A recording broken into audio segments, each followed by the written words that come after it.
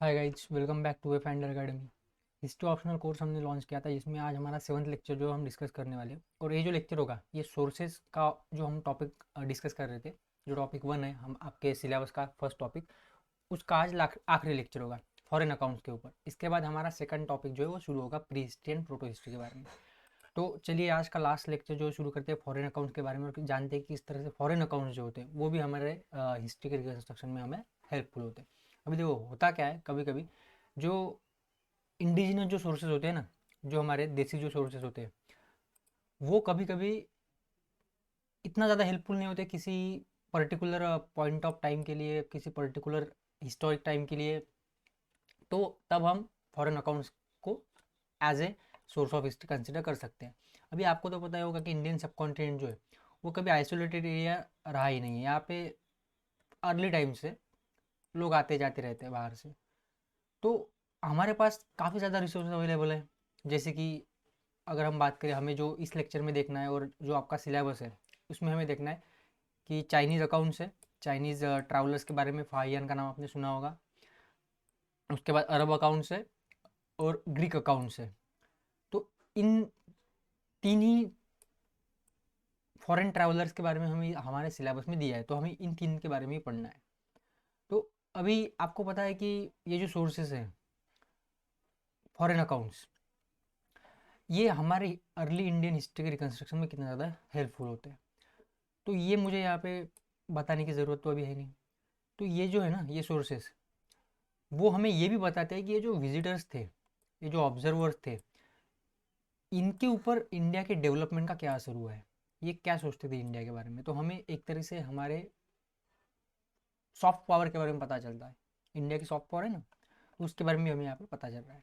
तो चलिए अभी देखते हैं, सबसे पहले हमें क्या देखना है, ग्रीक अकाउंट्स के बारे में सबसे पहले देखना है। अभी ग्रीक अकाउंट जो है ना, उसमें सबसे इंपॉर्टेंट है हेरोडोटस और सेटियस, जो कि पर्शियन सोर्सेस से उन्होंने इंफॉर्मेशन कलेक्ट की है और फिर उन्होंने उनकी जो ग्रीक लैंग्वेज है उसमें लिखी है। तो डायरेक्टली ये डायरेक्ट ऑब्जर्वेशन के बेसिस पे इनका जो इनकी जो राइटिंग्स है वो नहीं है, हम ऐसा कह सकते हैं। अभी देखो, ये जो है ना, हमें पॉलिटिकल हिस्ट्री के बारे में काफ़ी ज़्यादा इन्फॉर्मेशन देते हैं। जो ग्रीक वाले होते हैं वो पॉलिटिकल हिस्ट्री के बारे में। अभी कैसे, तो जो हेरोडोटस है ना, उसने इंडो पर्शियन रिलेशन के बारे में हमें बताया है, ग्रीक पर्शियन वॉर्स के बारे में हमें बताया है। उसके बाद जो नॉर्थ इंडिया की जो पॉलिटिकल लाइफ है, पॉलिटिकल कंडीशन है, उसके बारे में भी काफ़ी ज़्यादा इंपॉर्टेंट चीज़ें इसने बताई है। जैसे कि इसका ऐसा कहना है कि इसके वक्त जो नॉर्दर्न पार्ट जो था ना इंडिया का, वो डेरेस एम्पायर के अंदर था। आपको पता होगा डेरेस एम्पायर ईरान वगैरह के एरिया में था। अभी जो सेट्टीस के जो अकाउंट्स हैं, ये तो मतलब किसी काम के नहीं, फुल ऑफ फेबल्स है, स्टोरीज है इसमें। जिसके बाद जो अरियन है, ये काफ़ी ज़्यादा इंपॉर्टेंट अकाउंट्स जो है वो छोड़ रहा है हमारे। जैसे कि जो एडमायर था अलेक्जेंडर के फ्लीट का, नर्चस, तो उसके एविडेंस के बेसिस पे इसने अलेक्जेंडर का जो इन्वेजन है ना, अलेक्जेंडर का इन्वेजन हुआ था, आपको पता है, वो डिटेल में डिस्कस किया है। तो हमें यहाँ से डिटेल पता चला है अलेक्जेंडर का इन्वेजन कैसे हुआ था भारत के ऊपर। उसके बाद स्काईलैक्स है, जिसने एक डिटेल बुक लिखे, उसका जो प्रवास था इंडस से लेके पर्शियन गल्फ तक का, उसके ऊपर। फिर मेगास्थनीज, डेमेकस और डायनासियस, ये 3 ग्रीक एम्बेसडर्स थे जो कि मौर्यस के कोर्ट में थे। अभी इनके बारे में भी हम देख लेते। लेकिन आपको क्या पता होना चाहिए, आपको सवाल कैसे आने वाला है इन टॉपिक्स के ऊपर। आपको पूछा जाएगा कि किस तरीके से ग्रीक अकाउंट्स या फिर फॉरेन अकाउंट जो पॉलिटिकल हिस्ट्री को रिकन्स्ट्रक्ट करने में हेल्पफुल है। तो ये एक क्वेश्चन आ सकता है। ओके, दूसरा क्वेश्चन क्या आएगा कि जो जो कि आ चुका है फॉरेन अकाउंट्स के ऊपर, कि फॉरेन अकाउंट जो है वो ज़्यादातर हियरसेस के बेसिस पे है और इसलिए हमें उन्हें केयरफुल यूज़ करना चाहिए। तो यहाँ पे आपको पता चला है कि जो सेटियस था, सेटियस के जो अकाउंट्स है ना, वो फुल ऑफ फेबल्स है। इसमें कुछ मतलब हिस्टोरिक ट्रूथ फैक्ट कुछ भी नहीं है इसमें सेटियस के अकाउंट में। तो दो तरीके के सवाल, एक तरीके का आ चुका है, एक तरीके का आ सकता है कि पॉलिटिकल हिस्ट्री के बारे में हमें किस तरह से पता चलता है। तो ग्रीक हिस्ट्री आप इसमें लिख सकते हो कि हेरोडोटस था, उसने पॉलिटिकल हिस्ट्री बताई है नॉर्थ इंडिया की। सेटियस तो ठीक है, एरियन के बारे में बता सकते हो, स्काईलैक्स के बारे में बता सकते हो। ओके, लेकिन हम मेगास्थनीस की जो इंडिका है ना, मेगास्थनीस ने लिखी थी ना। मेगास्थनीस कौन था? एम्बेसिडर था। He was ambassador of Seleucus Nicator in Chandragupta courts, जिसने डिटेल में political, social, economic, administrative life के बारे में लिखा है, उसकी इंडिका ऑफ मेगास्थनीज में डिटेल में लिखा है। और इसके जो वर्क थे ना वो तो खो गए थे, लेकिन बाद में जो राइटर्स थे कुछ, उन्होंने इसके पैसेज जो थे ओरिजिनल बुक से वो कॉपी कर लिए थे और फिर मैक किंड्रेल ने उसको इंग्लिश में ट्रांसलेट करे थे। डिनियस और डिमेस्कस के वर्क जो कंप्लीट लॉस्ट हो चुके हैं, तो अभी हम इनके बारे में कुछ पता नहीं है। उसके बाद पेरीप्लस ऑफ इरिथ्रियन, इरिथ्रियन मतलब शायद अरेबियन से होता है। तो ये 80 एडी में आया था, मतलब फर्स्ट सेंचुरी एडी, मतलब लगभग 2000 साल पहले। तो इसके जो अकाउंट्स है वो इंडियन कोस्ट के बारे में काफ़ी ज़्यादा हेल्पफुल है, जैसे कि पोर्ट्स कौन से इंडियन कोस्ट के ऊपर, हार्बर्स कौन से, मर्चेंडाइज ट्रेड के बारे में पता चलता है, मैरीटाइम एक्टिविटीज़ के बारे में काफ़ी पता चल रहा है एंशिएंट इंडिया के।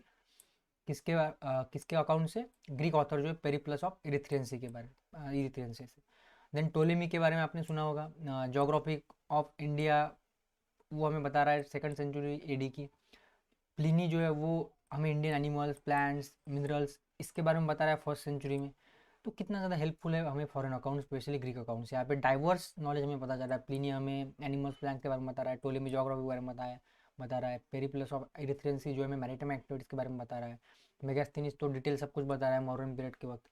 तो यहाँ पे हम क्या बोल सकते हैं कि ग्रीक अकाउंट जो है ना वो हमें लेकिन कॉशंस के साथ यूज़ करनी चाहिए, क्योंकि कुछ उसमें मतलब वो इंडिया में आके सिर्फ एक मेगास्थनीज जो था उसने ही डिटेल ऑब्जर्व किया है, क्योंकि वो इंडिया में था, वो चंद्रगुप्त के कोर्ट में था। लेकिन बाकी जो लोग हैं ना, इन्होंने सुनी सुनाई बातें, और जैसे कि अभी टोलेमी जो है ना, ये इंडिया में तो आया नहीं था। उसके बाद डायनियस और डेमेकस तो इंडिया में आए थे, लेकिन इनके हमारे पास रिकॉर्ड्स अवेलेबल नहीं है।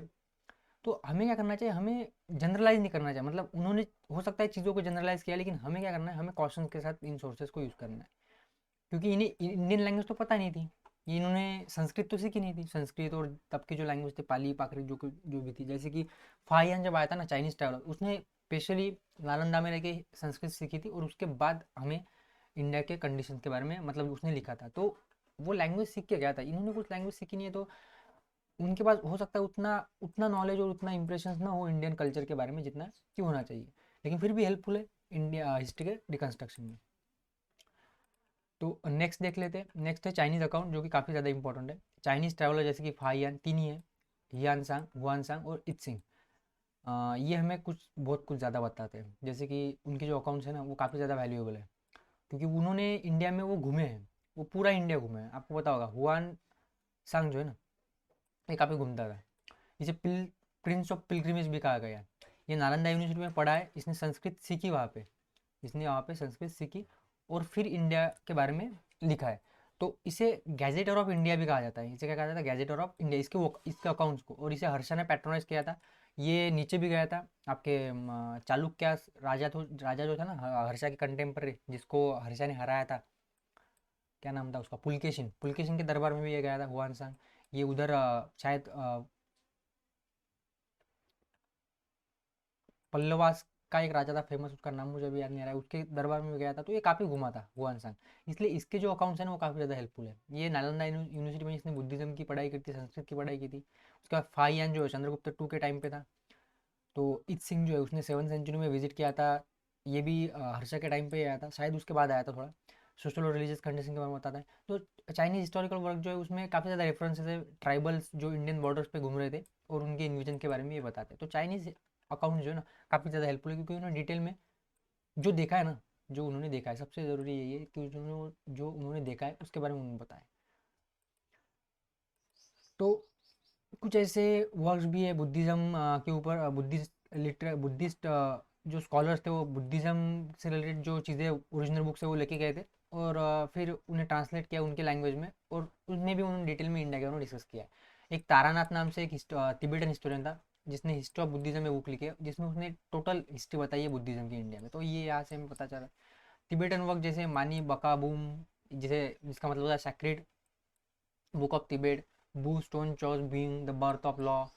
तो ये भी हमें हिस्ट्री इंडिया के हिस्ट्री के बारे में डिटेल में बता रहे हैं। ओके, सो ये चाइनीज़ अकाउंट जो कितना ज़्यादा हेल्पफुल है आपको यहाँ पे पता चल रहा है। Chinese accounts are very very helpful.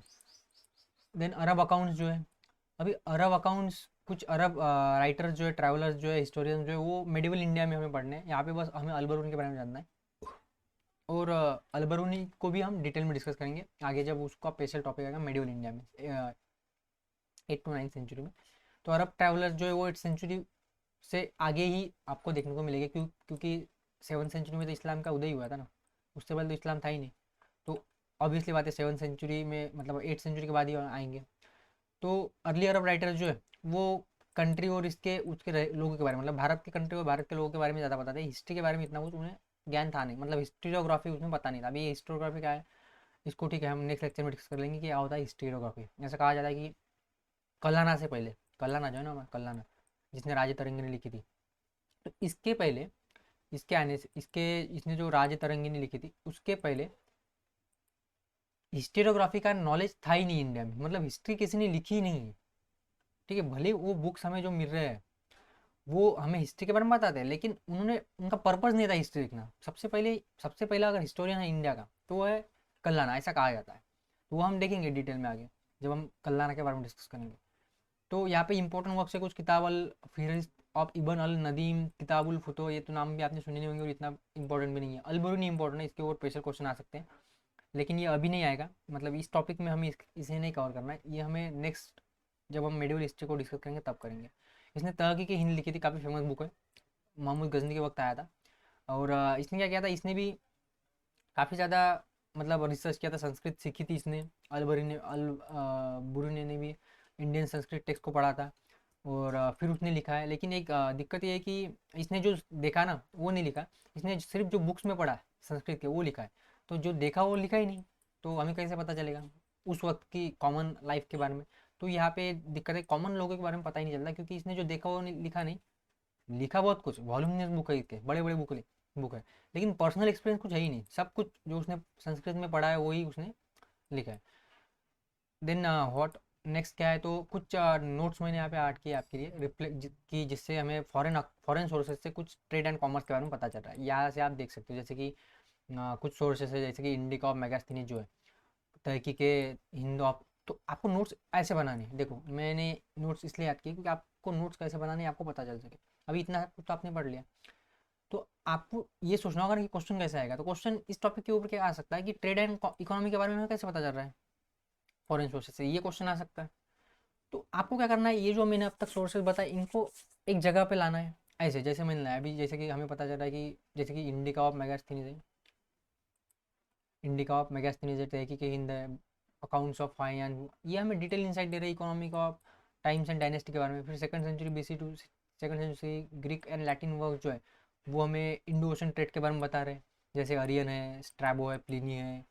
तो इस तरीके से क्वेश्चन लिखे जाते हैं।